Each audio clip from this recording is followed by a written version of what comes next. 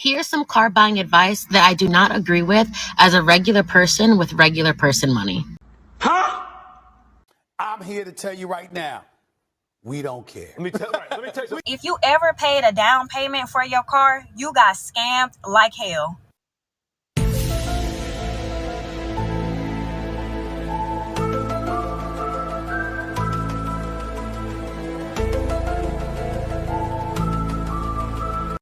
What's up, YouTube? Welcome back to Smart Money Habits. Today we're going to be talking about crazy car payments again. Now, my boyfriend's dad was a car salesman, manager at that. And he told me that when you put a down payment on your car, the car salesman pocket it as commission. Come on now, dog. Come on, man. You think that you just put $10,000 on your car loan when really your interest was adjusted $10,000. What?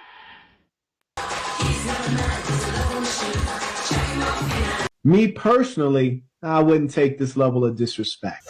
The amount of people on this app that are defending their over $1,000 car payment is just absolutely insane to me. And there's one common denominator in pretty much all of them. So let's hear it. Tell me what you've got. You know, around here, we listen, we don't judge. Am I the only 30-year-old who's like aggressively mad at my car payment? This only started when we sold our house. We paid off my husband's truck, which was $718 a month. And I thought to myself, why the hell am I wasting $680 on a vehicle I don't like? Like, give me a $20,000 vehicle. I'll be fine. You guys know what to do. Smash that subscribe button and let's get right into it. I got you, homie. Let's go.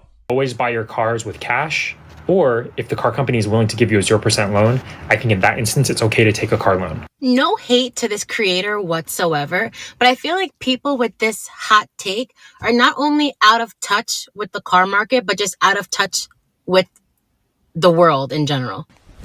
Emotional, damn. This creator says that having a car payment is a #1 wealth killer and that you should just buy a $10,000 car instead. But I guarantee you he doesn't know what $10,000 actually gets you for a car in today's market. Yes, I get it. No car payment is a flex. But what people don't understand is everyone that's riding around with a paid off car, it means that they paid it off. It means at one point they had a car payment, which there is nothing wrong with that. Having a car payment does not mean you can't afford the car, and I wish people would stop saying that. I think in general, there's a lot of people that give money advice on this app as if it's a linear situation, as if everyone's pockets are set up the same, and that couldn't be further from the truth. In conclusion, I think the only person that can tell you how to spend your money and what to do with it is you. So don't even listen to me. But my money advice when it comes to should I lease, should I finance, should I put money down, is do what makes the most sense to you. Do what you're comfortable with. And that's the best advice that I can give anyone that's in the market for a car, looking to buy one, or asking me my opinion. Do what makes the most sense to you. If you ever paid a down payment for your car, you got scammed like hell. Now, my boyfriend's dad was a car salesman, manager at that. And he told me that when you put a down payment on your car, the car salesman pocket it as commission. You think that you just put $10,000 on your car loan when really your interest was adjusted $10,000. How? Hold on, bro. How?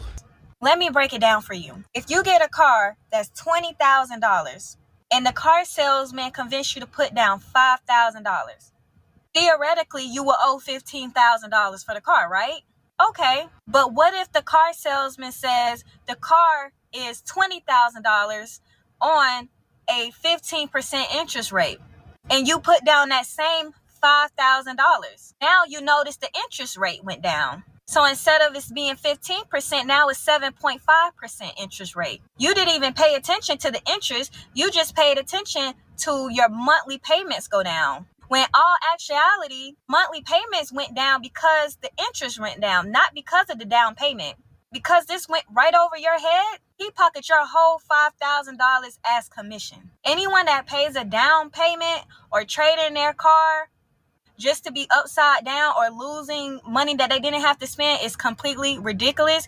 And we got to do better by knowing what the hell we're talking about when we are walking up in these car dealerships. Rant here because like I've just been hearing so many things lately with like people my age and my friend groups, like family, friends, everything. It's like, why is a car payment like just normalized? Let's look at some numbers. So the average car payment, I averaged out new car payment, which is $700. That's average, mind you. Some people have more, some people have less, and used cars around $567. So average car payment in America is about $600. If you bought a car, a functioning car, to not impress other people, but gets you from point A to point B in cash, let's talk about what you could do with that $600. $600 invested monthly with a compound interest rate, which is the average of the stock market of about 11%, would get you $600,000 after 20 years of investing. Now, $600,000 could be a huge nest egg for your future, or you could have shelled it out over 20 years to a useless car that's a depreciating asset. Also, at the end of those 20 years, $600,000, you could go buy yourself a Bentley if you really wanted to in cash, because you wouldn't have to be borrowing the money. And you have $500,000 left to invest into retirement in your future, in your kids' colleges and trips, and maybe in a home upgrade. It's just crazy to me. Like, young people cannot afford a car. If you have a car payment, you cannot afford the car. You have a payment. You literally had to ask the bank for money to pay for the car. No, you can't afford it. You can afford the payment, but you're going to be in the middle class or lower middle class for your entire life. That's just how it works. Get it to make it make sense. Put your money into something that's going to make you money. Now, I'm not saying go and jump it. Like, same thing with real estate goes to say, you don't want your mortgage to eat up half of your income. That's not intelligent, right? You have to be patient. It's called delayed gratification. And so many people my age have no knowledge of delayed gratification. Like, we can't deal with it. We need it now. We need to impress as many people as we can. We need to make everybody ooh and ah for 3 seconds over something that we have. Yet we're restricting ourselves in our future because of these stupid car payments. Anytime someone talks about their car payment, I hurt and cringe so much for them.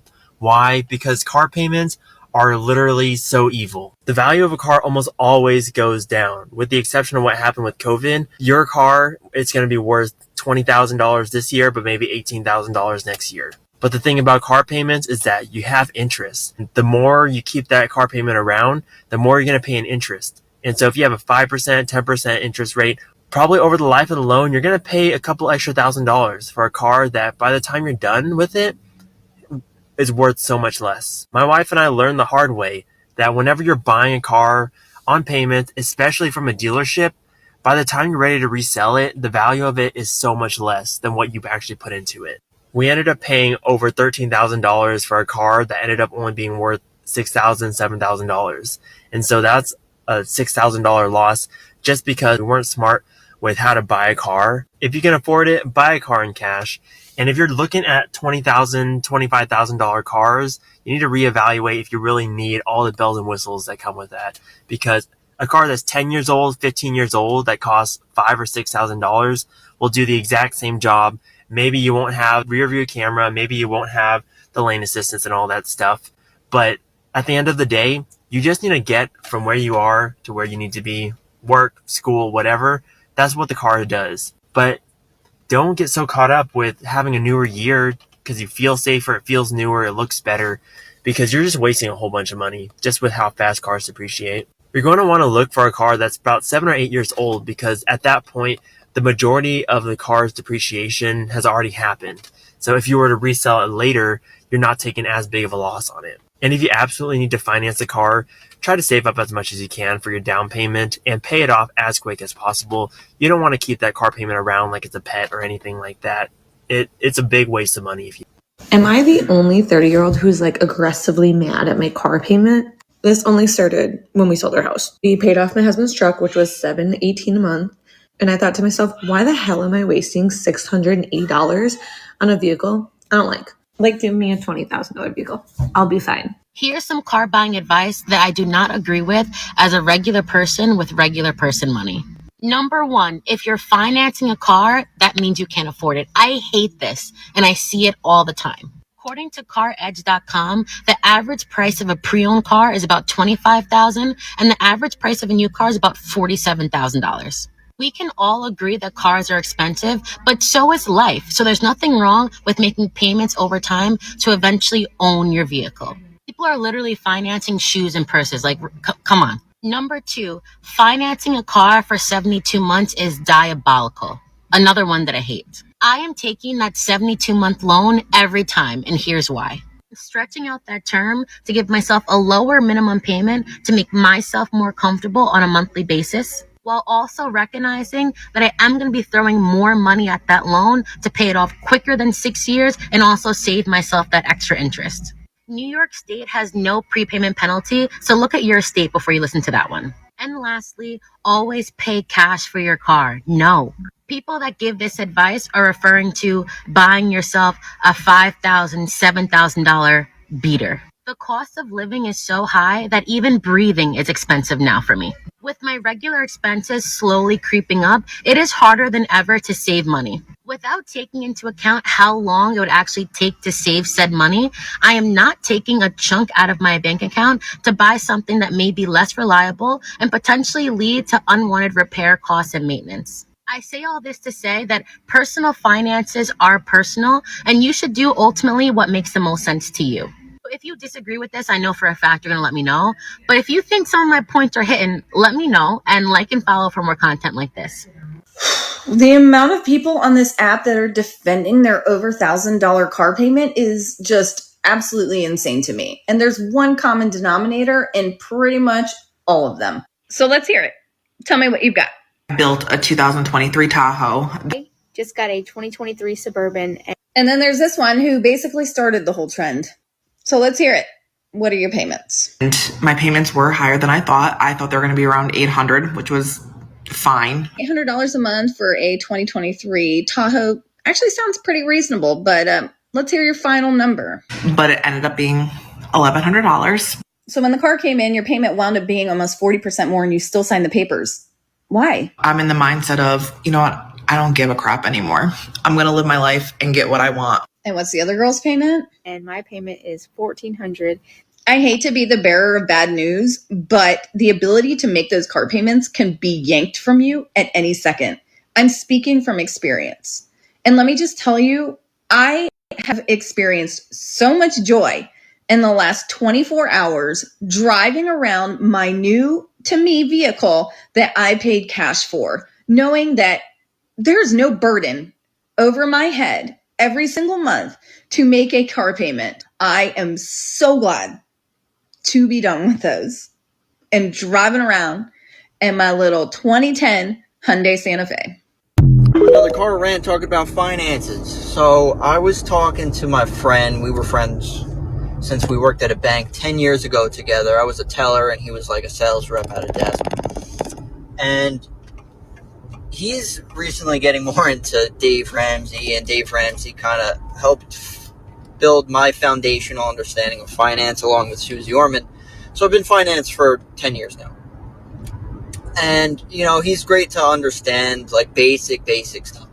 But it seems like a lot of people that already made their money, it seems like they don't understand how it is today with inflation and how expensive shit is. Especially all these, like, rich people, these famous people, these politicians. You know, I remember when the stimulus, and I completely disagree with the stimulus because now you obviously are getting hit with the inflation from it. But with the stimulus, when they first gave out like $1,200, these politicians were like, you just got $1,200. You should be set for months. And I'm like, are these people serious? That would go in like a couple weeks, depending on the state you live in. Originally, I was in New York, and that would probably last you like a week. But all these people, they're making these rules, and they're like so-called representing us, with which they're not. they have no clue of what life is these days. And it's so frustrating because they will never get it. They never need to get it because they live in their own world, living great. And I remember one episode Dave Ramsey had, and I still like him, I still love him, and whatever. But I wanted to slap him one episode because they were talking about kids and childcare and stuff like that, daycare. And it's expensive these days. Luckily, I have a stay-at-home wife for our son. And he's like, kids aren't expensive. I'm like, what are you talking about, dude? And the guy on the phone was saying how daycare was I don't know, several $100s a month for one child. So if you have multiple kids, that's over $1,000. And it's insane that they just won't get it. Things have gone up so much recently, and they're not going back down. So I could go a lot deeper into this, which I probably will in other videos, but I just got home. That's my car rant. Have a good weekend. Hey, thank y'all again for tapping in with your boy. Until next time, we out.